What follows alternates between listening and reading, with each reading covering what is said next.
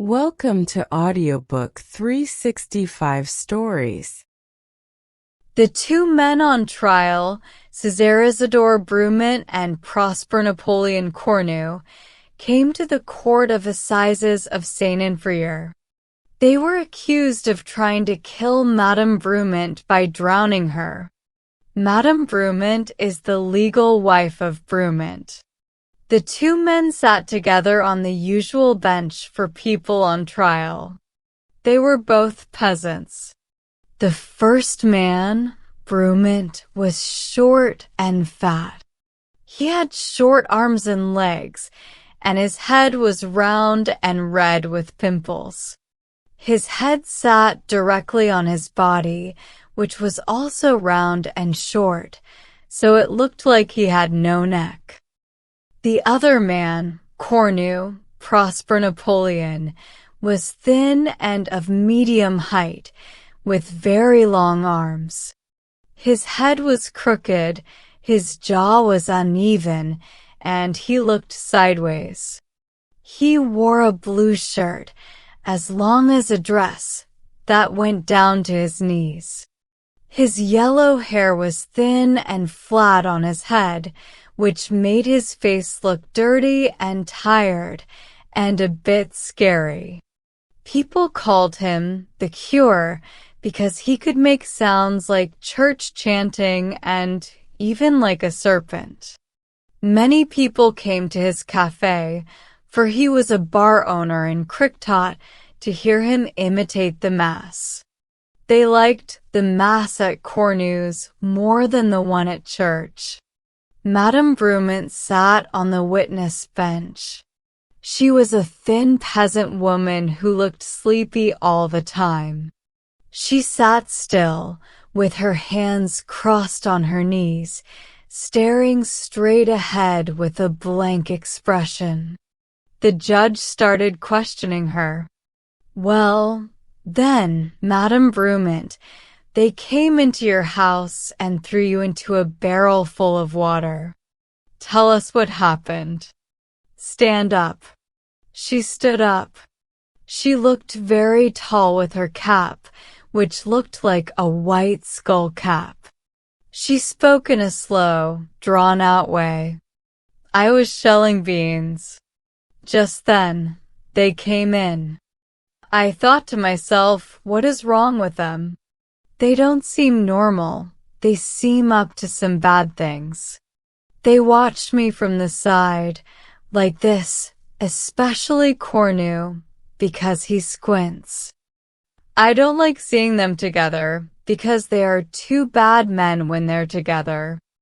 I asked, what do you want with me? They didn't answer. I started to feel suspicious." Brument interrupted her quickly, saying, "I was drunk." Then Cornu, looking at Brument, said in a deep voice, "Say we were both drunk and you won't be lying." The judge asked strictly, "Do you mean that you were both drunk?" Brument, "Yes, no question about it." Cornu, "That could happen to anyone." The judge, to Madame Brument, continued telling us what happened. Madame Brument, "Well," Brument asked me, "Do you want to earn 100 sous?" "Yes," I said, because 100 sous isn't easy to find. Then he said, "Pay attention and do as I do."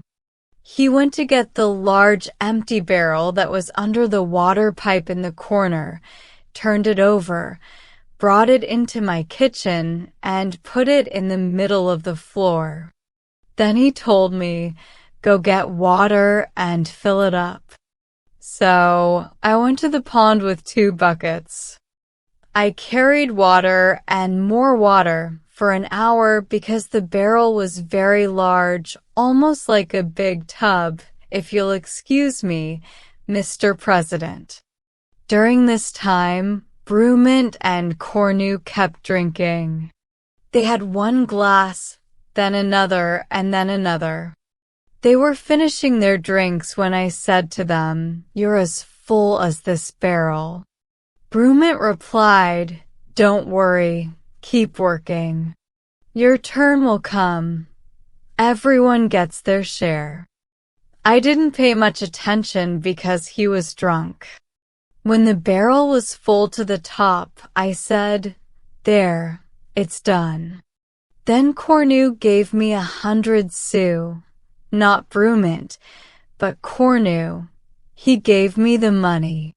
And Brument asked, "Do you want to earn 100 sous more?" "Yes," I said, because I'm not used to getting such gifts. Then he said, "Take off your clothes." "Take off my clothes?" "Yes," he said. "How many should I take off?" "If it bothers you, you can keep on your underclothes. That won't bother us." 100 sous is 100 sous, so I started to undress, even though I didn't want to undress in front of these two men. I took off my cap, then my jacket, then my skirt, and then my wooden shoes. Brument said, "Keep on your stockings, too. We're nice guys." And Cornu said, "Yes, we're nice guys." So there I was, almost like Eve in the garden. They got up from their chairs, but couldn't stand straight because they were so drunk, if you'll excuse me, Mr. President. I thought, what are they going to do? Brument said, "Are you ready?" Cornu said, "I'm ready." Then they grabbed me. Brument took me by the head and Cornu by the feet, like you would carry a sheet that's been washed. Then I started screaming. Brument said, "Be quiet, you troublesome woman." They lifted me up in the air and put me into the barrel full of water. I felt a cold shock go all through me, deep inside. Brument asked, "Is that all?" Cornu said, "That's all." Brument said, "Her head isn't in. That will make a difference." Cornu said, "Put her head in, too." Then Brument pushed my head down as if to drown me. Water went up my nose, and I felt like I was going to die. He pushed my head down, and I disappeared under the water. Then he must have gotten scared. He pulled me out and said, "Go get dry, you poor thing." As for me, I ran as fast as I could to the priest's house. He gave me a skirt that belonged to his servant because I was almost naked, and then he went to get Maître Chiquet, the village watchman. Maître Chiquet went to Cricktot to get the police, and they came back to my house with me. When we got there, we found Brument and Cornu fighting each other like two rams. Brument was shouting, "I'm telling you it isn't true. There's at least 1 cubic meter in it. It's the method that was wrong." Cornu shouted back, "For buckets, that's almost half a cubic meter." Don't argue. That's what it is. The police captain arrested both men. I have nothing more to say. Madame Brument sat down. The people in the courtroom laughed. The jury looked at each other, surprised. The judge asked, "Defendant Cornu, it seems like you started this terrible plan. What do you have to say?" Cornu stood up and replied, "Judge, I was drunk." The judge replied seriously, "I know that. Go on." "I will.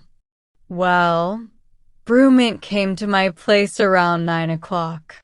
He ordered 2 drinks and said, 'Here's one for you, Cornu.'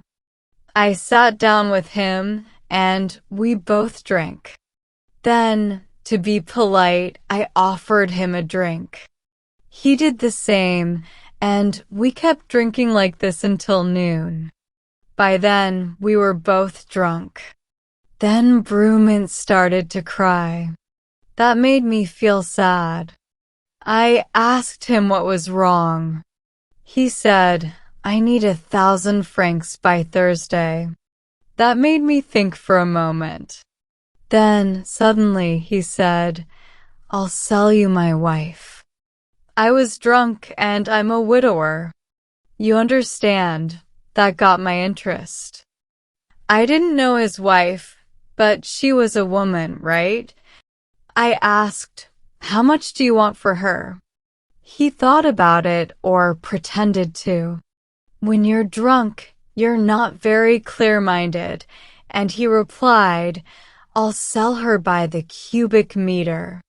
That didn't surprise me because I was as drunk as he was, and in my work, I know what a cubic meter is.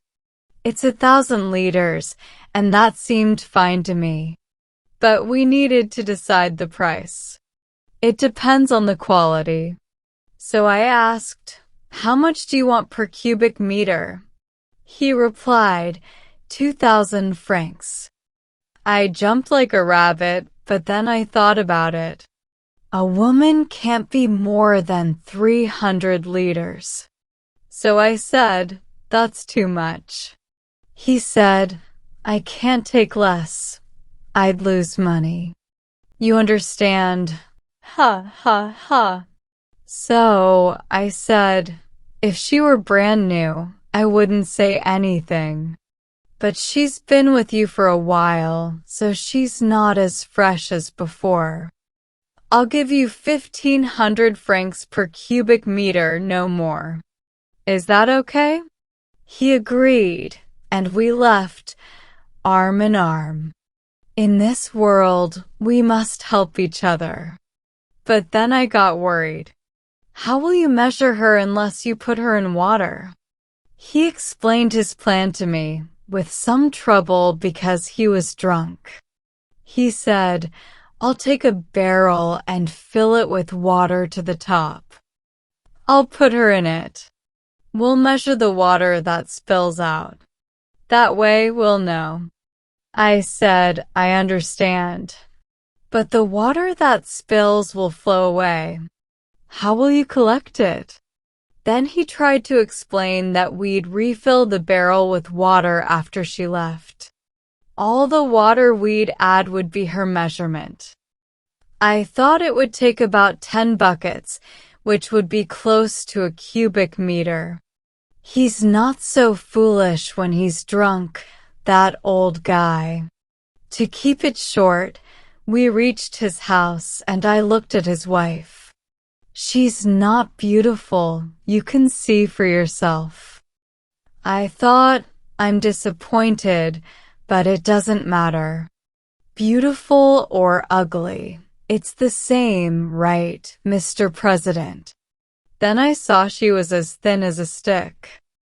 I thought, she won't measure more than 400 liters. I know liquids well. She already told you what happened. I even let her keep her underclothes and stockings, even though it wasn't to my advantage. After that, she ran away. I said, watch out, Brument. She's escaping. He replied, don't worry. I'll catch her. She has to come back to sleep. I'll measure what's missing. We measured. Not even 4 buckets. Ha, ha, ha. Cornu laughed so much that a policeman had to poke him to make him stop. When he calmed down, he continued. In short, Brument shouted, no, that's not enough. I shouted and he shouted back. We kept hitting each other. That could have gone on forever since we were both drunk. Then the police came. They yelled at us and took us to prison. I want compensation. Cornu sat down. Brument confirmed that everything Cornu said was true. The jury, in shock, went out to discuss. After an hour, they returned with a decision to let both men go free. But they gave a strong warning about the importance of marriage and clear rules for business deals. Brument went back to his home with his wife. Cornu returned to his business.